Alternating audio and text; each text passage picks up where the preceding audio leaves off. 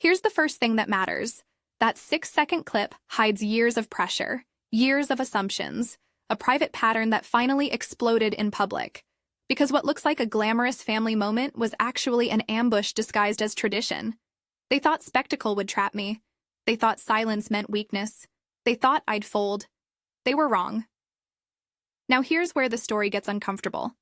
Because that same night, while guests were still drinking champagne and congratulating the couple, someone I worked for, someone powerful, someone who knew the truth saw something no one else did. And what he saw made him leave. No announcement, no confrontation, just a quiet exit. And later that night, he went somewhere unexpected, somewhere that had nothing to do with chandeliers or wedding vows, a hospital room. Here's the second loop. That visit was never meant to happen. No press, no witnesses. And parts of what happened there were later told to me, pieces reconstructed from memory, because what followed changed lives, including mine. Some details are unclear. Some are deliberately buried. But the reason for that visit? That part is undeniable. If you want the truth without the sugarcoating, here it is. They tried to make me collateral at my sister's wedding. They believed tradition, family pressure, and public shame would force me to give up the life I built quietly, patiently, on my own terms. Instead, the entire structure cracked. Family leverage, corporate leverage, power dynamics that were never meant to be seen in daylight. Subscribe now if you're drawn to stories where the quiet person isn't weak, just strategic. Like if you've ever been pushed into a corner and chose not to flinch. Share this with someone who understands that the truth always surfaces, even when it's inconvenient. Because next, I'll tell you who was in that hospital room, why the visit stayed secret, and what choice I made that night. A choice I've never regretted. This is where the real story begins. You probably saw the clip, the soft focus lights, my sister in a dress that caught the chandelier, my hand frozen at my side as everyone smiled for the camera.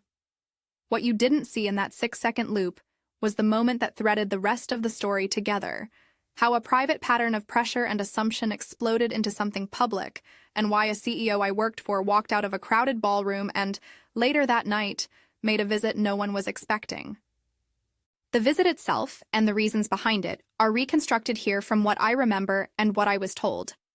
Some details of that hospital scene are indefinito. They are included as a dramatized reconstruction to explain what happened next. If you prefer spoilers, here it is blunt. They tried to make me collateral at my sister's wedding. They thought tradition and spectacle would shame me into giving up the life I'd built. Instead, it exposed everything: family leverage, corporate leverage, and a choice I would never regret making. I tell this as someone who has spent a good portion of her adult life refusing to be boxed into other people's expectations. I am Madison Hayes. I am the vice president at Hayes Capital, which my family co-owns. I bought my penthouse with my own name on the mortgage after a decade that felt like walking uphill in heels. That apartment, floor-to-ceiling windows, teak shelves, the one small olive tree I stubbornly kept alive, was not just property. It was a geography of late nights and cold coffee and the occasional small, hard celebration when a deal landed. It was the boundary I drew between what I owed and what I chose. At home, though, choice was a luxury position I'd been denied in silent increments. My father, Richard, is a man who believes generosity is best administered, like an offer that cannot be refused. Mom is softer but practiced at saying, "We only want what's best for the family," in the exact tone that makes you question whether your instincts are selfish. Sophia, my sister the bride, has always been practiced at performing harmony. And so when the wedding invitation arrived, it came with the invisible fine print I'd always read into family gatherings. Your independence is negotiable. The hotel ballroom was polished and almost aggressively elegant. Centerpieces of low white blooms sat like calm islands between plates. The singer's voice was velvety, the band patient. My mother's perfume trailed ahead of her like a flag I'd not seen her raise before, and my father's cufflinks tapped against his wine glass like a metronome. I had told myself for days I could sit through it. I can survive discomfort when it has a shape. This, I thought, would be small. A smile, a few polite comments about the cake, the acceptance of our family performance. I had rehearsed the soft laugh for the toasts, the mild, appreciative nod for photographs. I had imagined leaving early, like the discreet exit of someone who knows their limits. Instead, the room shifted in the way a stage does when someone decides to improvise. It was during the speeches, between a story about childhood mischief and a clinking of forks, that my father rose with the microphone. The musician dimmed their chords. Conversation folded into expectant silence. The photographer moved closer. You could feel suddenly that the space had been recalibrated. This was no longer a reception. This was a stage for a declaration. Richard's voice, which I had heard my whole life, warmed the room with gratitude and then tightened into a proposal. He spoke about family, about building a home, and then, as if it had been planned for weeks, he made an offer. Not to Sophia and Brian, not as a private conversation. He offered my penthouse to the newlyweds as a gift. He declared it part of the wedding present. He said with a kind of paternal certainty that I would agree. It landed like a shape thrown into a quiet room. People leaned in. I heard a laugh dissolve. Sophia blinked, puzzled, and then performed the smile you learn to place over confusion. The groom's face went still. Phones lifted like little moths. Someone laughed too loudly beside me. A cousin whispered a sentiment that cracked halfway through. They expected me to weep. They expected the classic scene, sacrifice made visible, gratitude public. What they did not anticipate was that there would be no sudden capitulation. I heard my own voice first, as if from a distance. I said no. Not a theatrical no. Not the kind that pulls applause. Just a simple, calm refusal. I can't accept that, I said. I bought my home. It's mine. You learn in corporate negotiations and in family life that the cadence of refusal matters. A defensive noise can be met with anger. A plain statement of fact forces people to arrange their reactions. My father's face made an almost imperceptible twitch, one I had seen before, when something that had felt unquestionable was questioned. That twitch was the start of the escalation. There are strategies families use when one of their own refuses to perform. They mobilize spectacle, they weaponize affection, they flood the room with possibility and expectation until the refusal feels not like a boundary, but an insult to everyone present. My mother closed the distance between us with that practiced tenderness that has softened 1,000 demands into compliance. She reached out as the room stilled. Her hand came to my face, light at first, the kind of touch that was supposed to be consoling, and then harder than I'd ever felt from her. It was a slap, an old-world gesture of humiliation dressed up as admonition. The sound, sharp, intimate, cut the music. Silence snapped like a wire. For a second, the tray of champagne seemed to hover in the air. A photographer's shutter clicked in a rhythm that suddenly felt too loud. You could hear the spoon against a glass in the back of the room. I felt the heat rush to my face. Not indignation so much as the sudden, cold clarity that comes when a scripted life is torn. My sister looked away, eyes shining. The guests murmured. Someone's phone chimed with a notification. And then the live stream started. Brian's brother, who'd been filming much of the day for friends and family, had been carrying the phone on a slender gimbal, part of the modern etiquette of weddings. When the slap landed, his instinct was not to stop recording. Instead, he pivoted and continued to film, the shaky, honest angle of the camera catching my mother's expression and mine. The clip would later be under 2 minutes, raw and terrible and perfectly shareable. In the moment, it felt like a second violation. My family, my humiliation, repackaged for a public that had not been invited. I stood there with my hand at my side, heartbeat like a metronome. There are moments you flinch from impulsive responses because history has taught you the cost. I didn't slap back, I didn't shout. I turned to the guests and then I left. I remember the texture of the hallway like a different country. The ballroom had been loud body warm, the corridor was draft and carpet, and the hum of the hotel's ventilation. The backstage world where dishwashers clattered and the staff moved in quiet, efficient lines. James, he worked the lobby and the coat check, a small, steady figure, was there when I stepped out. He looked at me like someone who knew to hold space instead of commentary. He offered me a bottle of water. His hand was steady. Later, I would hear that James had tried to intervene in the ballroom as things escalated, that he had been jostled and had fallen. I was told after I left that he'd been taken to an emergency room and that a CEO I knew had gone to see him. The details of James's injury, how it happened, and the hospital specifics are indefinito here, reconstructed from conversation and memory. What I can say for sure is that in the hours after the reception, the footage of my mother's hand and my face ricocheted across platforms, and that Marcus Chen, who owns 40% of Hayes Capital, and who has been my professional mentor for years, was the first person to call. Marcus's call came through as I was standing in the corridor, my suit jacket open, a sip of water making my hands less wobbly. He had a calm that sits at the opposite pole of spectacle. Where my family became opera, Marcus always prefers ledger lines and quiet determinations. He didn't ask for the details. He spoke as if filing an accident report in real time. "I'm on my way," he said. "Don't say anything to anyone. Let me handle it." There is a kind of muscle memory that comes with corporate crisis.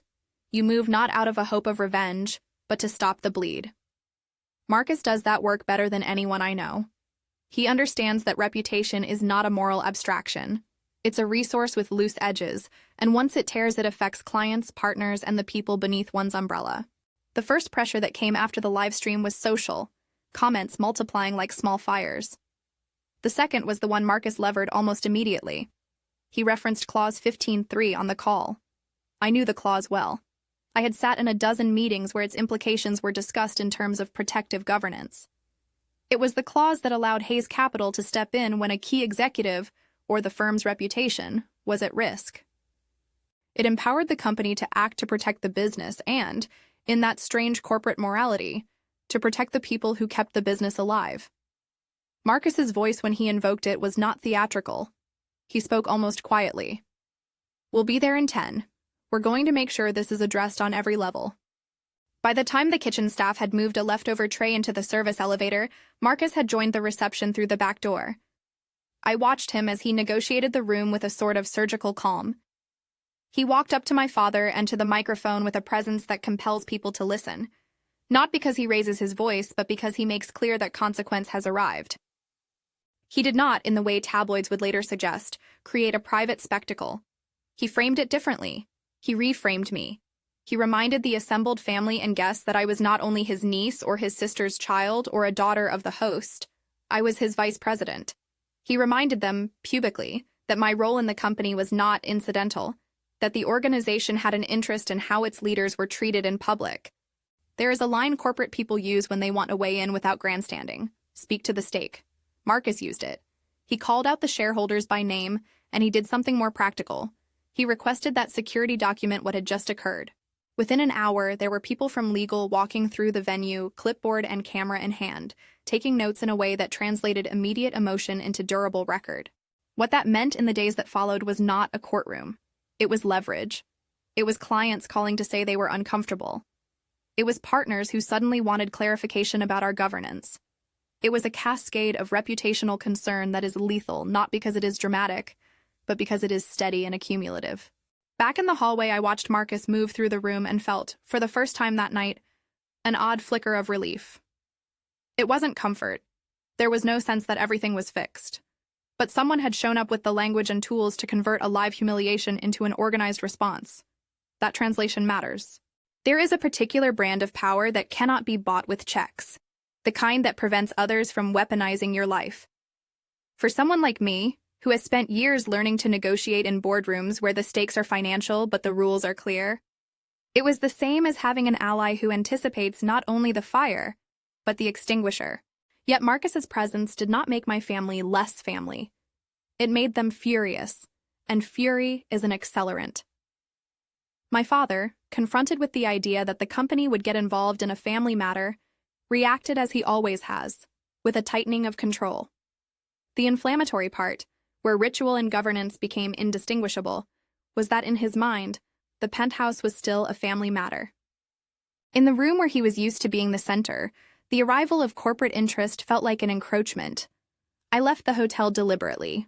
I wanted distance, both for my own head and to avoid turning a private rupture into a public brawl. I went to my penthouse because that was the territory I had defended, and also because I was tired of being accosted by the expectation that my life's edges were negotiable. From my living room, I could see the ballroom lights reflect off neighboring glass. The city felt normal in that antiseptic way it does late at night. I watched messages populate my phone, questions, sympathy, and the steady metallic curiosity of people who had watched something happen and wanted to know whether it would mean a fall. Marcus called again. He was strategic, not theatrical. He told me he had served papers, documentation asserting Hayes Capital's interest and authority to act under Clause 15.3. He told me that security footage was being gathered and that he had spoken to several of the guests who had been asked to submit witness statements. He told me that the media chatter would be managed tightly. I appreciated that. But there was another thing Marcus did that evening which felt, at the time, less like governance and more like a measure of character. He asked after James. He was in the way, he told me. He tried to do the right thing, and now he's dealing with it. He did not tell me, nor did anyone in the immediate hours, that he would go beyond corporate steps. I didn't need him to. His involvement was enough to stem some of the more immediate leaks. But later, when the story was already beginning to gain a life of its own online, I learned that Marcus had left the hotel with a manila folder and a purpose that was not strictly corporate. People who know Marcus will tell you that he is not sentimental.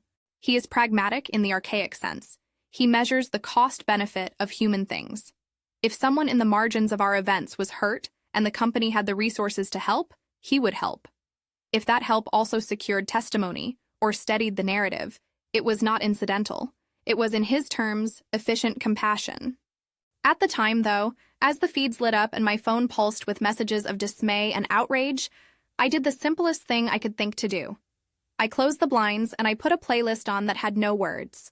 I removed the earring I'd been wearing, a small gold hoop that used to be my grandmother's, and I sat on the couch, not thinking of collapse or exultation, but of how ordinary self-respect can feel like a trespass when everyone in the room expects you to surrender it.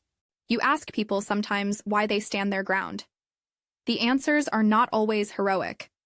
Often they're domestic, a threshold you refuse to let others cross. For me, it was the accumulation of years where a small comment could become a precedent. I had been called difficult in family meetings when I asked for equitable treatment. In offices, I had been called ambitious, in a tone that meant something different. So many little calibrations told me the shape of what my life might become if I stopped insisting on ownership of my choices. That insistence has costs. It costs relationships that were never reciprocal. It costs luxury of being liked. It costs dinners where you are perfunctorily praised. But it also buys a quiet kind of freedom, the ability to know, at the end of the night, that you are unwilling to be the bait in someone else's narrative. Marcus's call carried the practicalities, but it also carried a kind of assurance.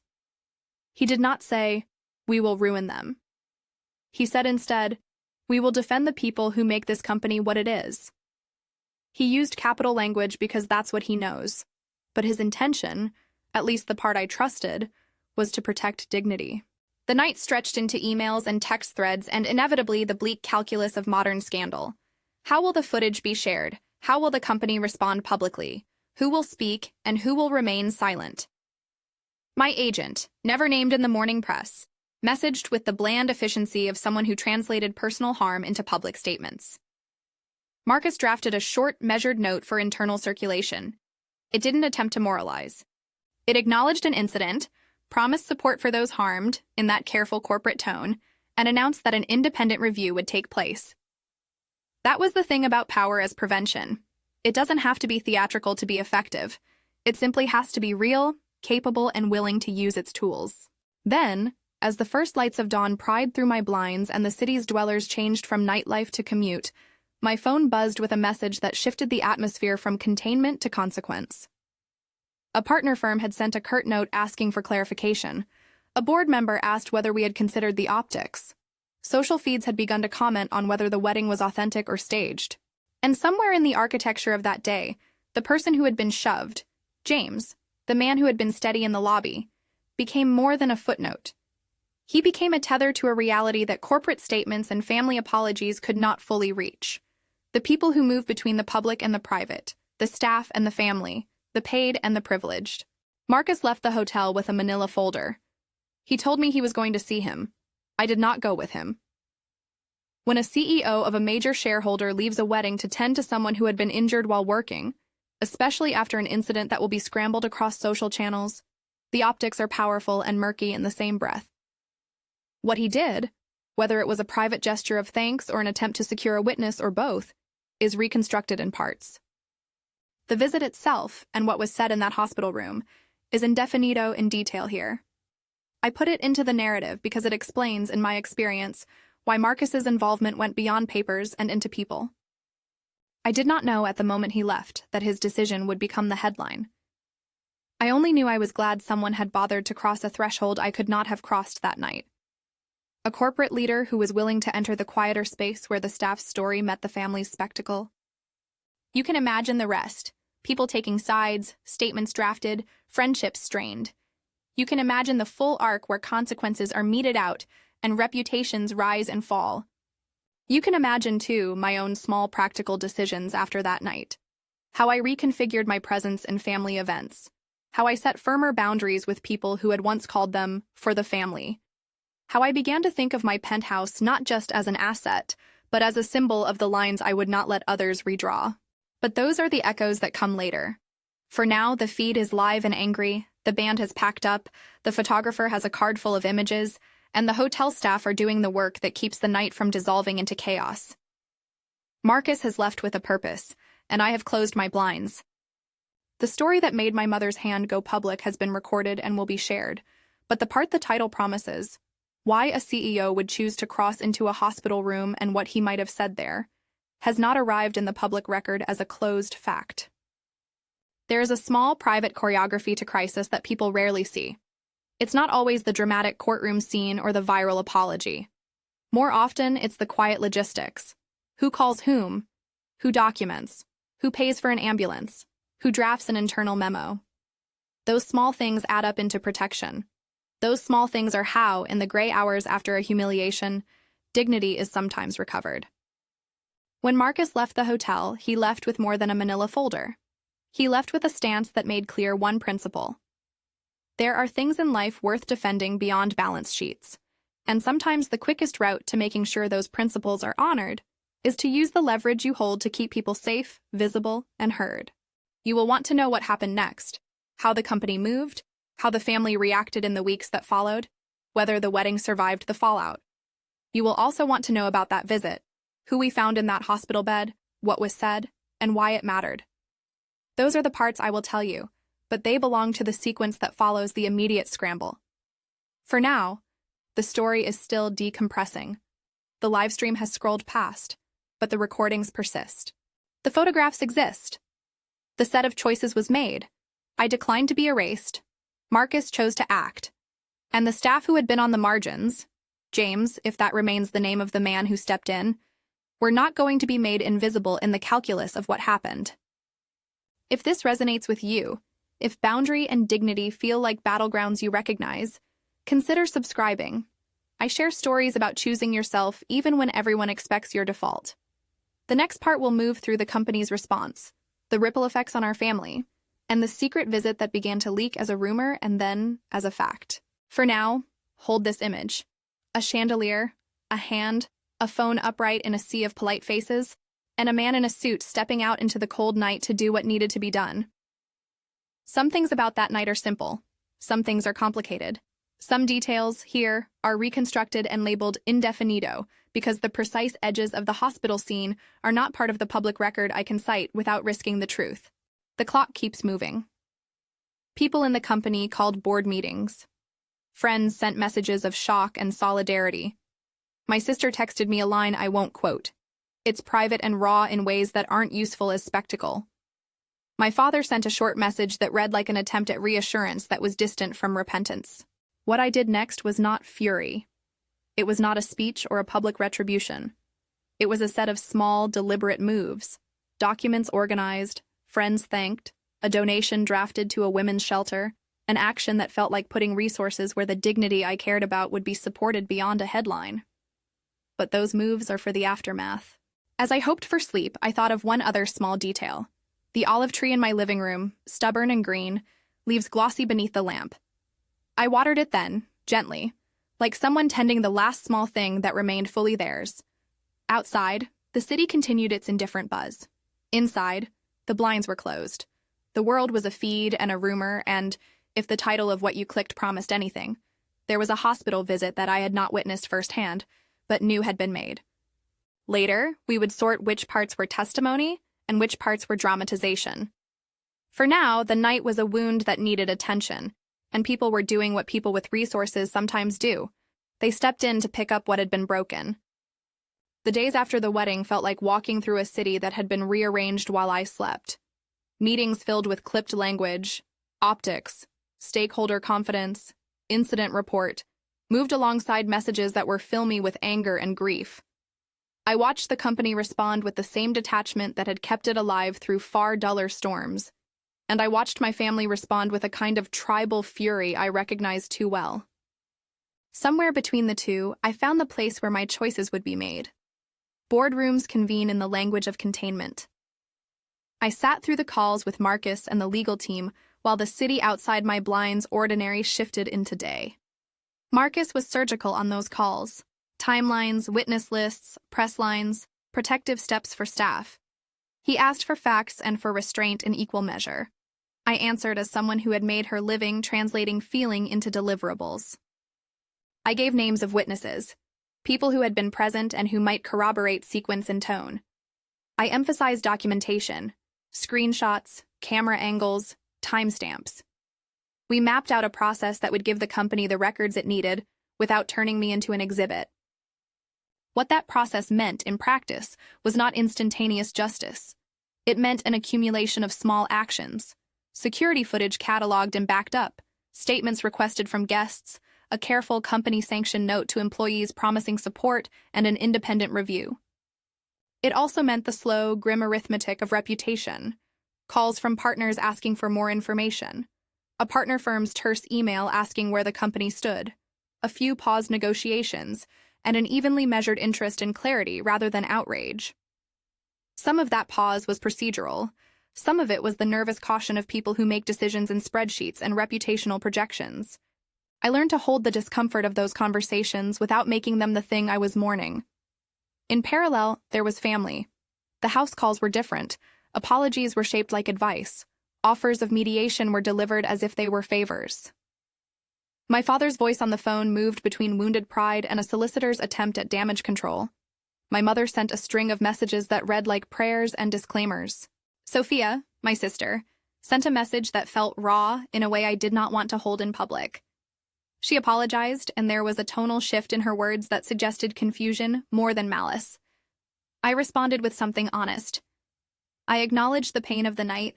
I asked for an acknowledgement of the harm, and I asked firmly that my home not be treated as a bargaining chip. That last ask, apparently, landed strangely for them. For my family, my refusal was a metaphysical failure. For the company, my refusal had legal weight. For me, it was a line I'd drawn and would not unlatch for anyone. The walls that separate family expectation from contractual right were the walls I had to learn to defend. Publicly, the company kept its statements sparse. Marcus's initial internal memo had a tone that was both firm and contained. Support for those affected, promise of a review, and an appeal to privacy where possible. The external line we issued, short, precise, and almost clinical, reflected a choice to focus on process rather than on recrimination. There was strategy in that choice. When the public's appetite for spectacle rose, organization would be the thing that drowned the noise. Repercussions, when they come, often arrive sideways. I learned that one partner had decided to delay a joint product announcement. Another asked for an interim meeting to discuss governance posture. A few influencers and commentators wanted statements. The newsroom calls came with an appetite that flattened nuance. The footage circulated in loops, and talk shows discussed the video in controlled voices that loved moral clarity more than context. People want a villain and a hero. Messy human decisions are more boring to a headline. There were moments when the cascade felt personal and petty in equal measure. A cousin I'd expected a note from instead posted a passive-aggressive comment about family unity. An aunt called to say she was on the fence. These domestic tremors were small but sharp. They were the kind of reminders that familial allegiance is a currency that changes value depending on who is counting. Amid that noise, Marcus kept doing the work he knows. He coordinated legal documentation, asked for footage to be archived, and shepherded the internal review. But he also kept in touch about James, the man who had been steady in the lobby. I had left the hotel and seen him offer a bottle of water and a quiet hand. He'd been, in my memory, a small island of decency in a room that had split into performance and shock. There are two kinds of power deployed after an incident like this: the obvious, formal power of the board and its council, and the quieter use of resources that attends to the human toll. Marcus did both. He made clear we would handle the legal and reputational elements. He also privately did things that were not on a press release. Dramatized reconstruction, hospital visit details indefinito. I was not with him when he left the hotel that night. What I was told later is a composite of what people recounted, what Marcus told me, and what I learned from a conversation with HR days after. He left with a manila folder, a detail that, for some reason, stuck with everyone because it was the kind of emblem corporate people like, and he went to the hospital where James had been taken. The exact reason for James's injury, the sequence that led to his fall, and the precise medical updates are indefinito here. What follows is a reconstructed scene that I understand to be representative of what happened in that small hospital room. He arrived without fanfare. Hospital lighting is unforgiving. You know, when you are there, that everything looks flatter but more honest. James lay propped on pillows, the collar of his uniform rumpled. There was a bruise at his temple, if memory and the later notes are to be trusted, and a quiet stoicism that sometimes arrives in people who have spent their lives moving through places where they are expected to be invisible. Marcus asked a few practical questions: insurance, immediate needs, whether there was family to contact. He listened. There was no speech, no grand pronouncement. There was a practicality. Arrangements made for immediate bills, information gathered for a possible statement, and an offer of support that blurred into two things at once: compassion and coordination. Marcus himself, when I pressed him later, framed the visit in utilitarian terms. He described a quiet exchange about what James remembered seeing, about whether there were threats, about whether security footage captured anything we had missed. He also spoke, in a low voice, about basic dignity, paying for the cab that had taken James to the hospital, ensuring someone from HR would follow up, arranging for a point of contact so James did not have to navigate an institutional maze on his own. He said he had made a private note, one not for the record, to ensure that James would not feel abandoned by the company that had used his labor to make the evening run. That last detail matters. When a company steps into a family tempest, it can look opportunistic. But there is another interpretation. People in positions of influence sometimes move to shore up the peripheries, because they understand those peripheries are what keep the core functioning. Marcus's visit was both a gesture and a strategic move. A simple human kindness wrapped in an operational approach to risk. Again, the specifics of the conversation in that hospital room are indefinito in places. What was not indefinito was the evidence of a man who chose to cross from the ballroom's glare into a quieter, more vulnerable space. The visit leaked out in the way many things do, as a tight rumor first, then as an item mentioned in the course of a company update, then as a line in a news roundup. People predictably made of it what they wanted. Some called it a PR maneuver, others called it a sign of integrity. For me, the visit crystallized something I had been feeling all night. Power can be used to punish, to exclude, or to protect. Marcus, in that hospital room, chose the quieter path. That choice would have consequences, not legal, not decisive in the way headlines want, but it altered the moral geography of the event. What followed were weeks that resembled a slow sifting. The independent review collected witness statements. People were asked to recount, in measured notes, what they saw and where they stood. The company's counsel advised restraint in public comments. The HR team offered support resources to staff. I participated in some of those interviews. I answered questions about what I remembered, about the cadence of the room, about the texture of the moments that led up to my mother's hand. It was an odd feeling to translate a memory, intimate, hot, dizzy, into a series of checkbox descriptions. But I did it. You learn at some point to let official language carry the heat you cannot hold. Family fracturing is quieter than people imagine. It is not always dramatic. Sometimes it is small and cumulative. Invitations rescinded, dinners declined, the way conversation narrows to safe topics. There were difficult conversations with my sister and with my parents. Sophia seemed to shrink in public and in private, And whatever the original intentions behind the wedding had been, the night's events shifted the promises into something brittle. I do not recount the collapse of her marriage as an act of schadenfreude. It was painful and reflective of the real human cost of exposing a fissure in public. Some things we could mend, others evidently could not. At work, the effect was different. The company needed to show that we were taking the matter seriously, without creating theater that made us complicit in spectacle. Marcus and the leadership team asked me whether I wanted to lead an internal effort to reframe how the company supports employees who find themselves at the intersection of personal and public crises. It was offered diplomatically, both as a recognition of my experience and as an opportunity to influence how a firm with resources treats those who are less visible. I said yes. That decision was, for me, less about vanity and more about the logic of redistribution. If Hayes Capital had the means and the systems to protect staff, medical assistance, legal support, counseling, then why should those resources remain siloed? Why should the people who keep events running be treated as expendable in the calculations that matter only when the cameras focus on scandal? The project I proposed was practical. A rapid response fund for staff injured on the job, a streamlined pathway to file complaints without fear of reprisal, an anonymous hotline for workers to report coercion or harassment, and a partnership with local service organizations to ensure tangible support where needed. Some of those items were implemented quickly. Others required governance changes and became part of a longer agenda. Alongside the internal work, I did something that felt necessary in a different register. I drafted a donation to a women's shelter, a modest reallocation of discretionary funds that I insisted be made public, not for browbeating my family or boasting for pride, but because I wanted resources to flow to people in practical ways. The donation was small in the ledger, but meaningful in its intent, to put money and services in the path of those whose dignity had been compromised not by single humiliations, but by systems that allowed similar incidents to recur. I named the initiative, in internal memos, the Boundary and Dignity Fund. It was a name meant to be literal and to signal a cultural shift. There was, for me, a subtle victory in turning pain into structure. It didn't erase the humiliation of the night. It didn't repair a relationship, but it made it harder for the system to normalize what had happened by building, with corporate muscle, a set of responses that treated human beings as worthy of institutional support.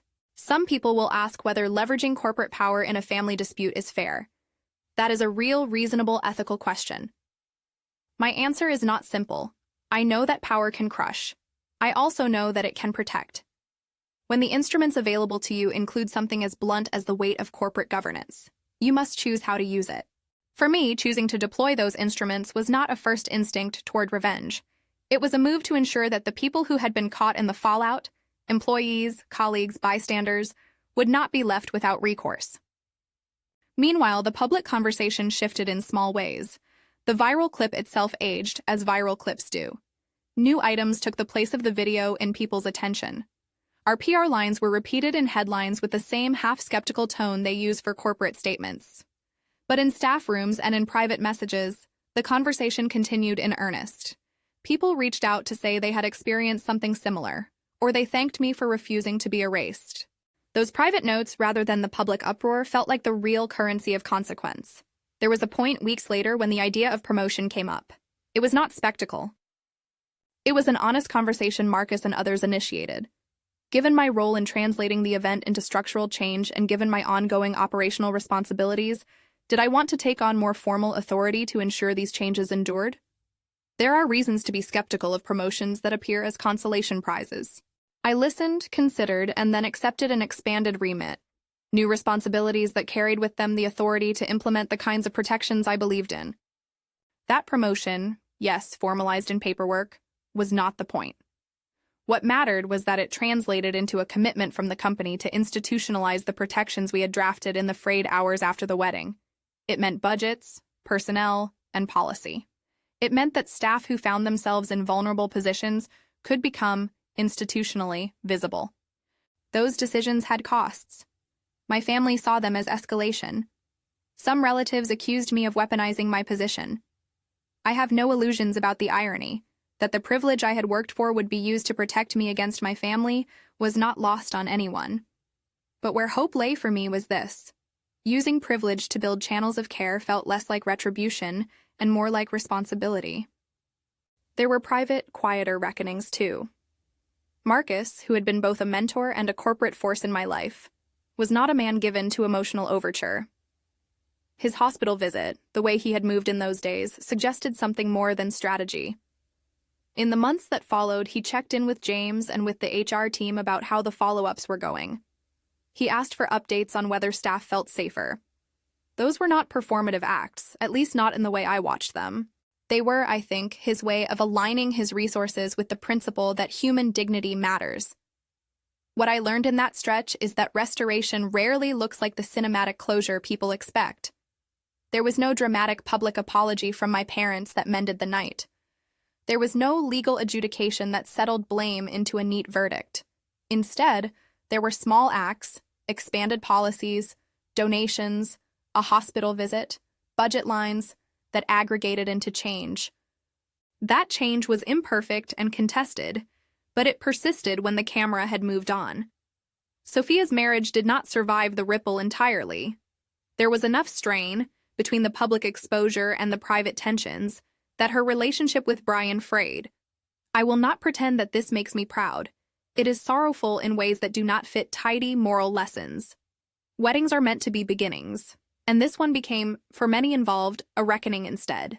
Family members who had once performed a kind of unity pulled away. Some relationships cooled to polite distance.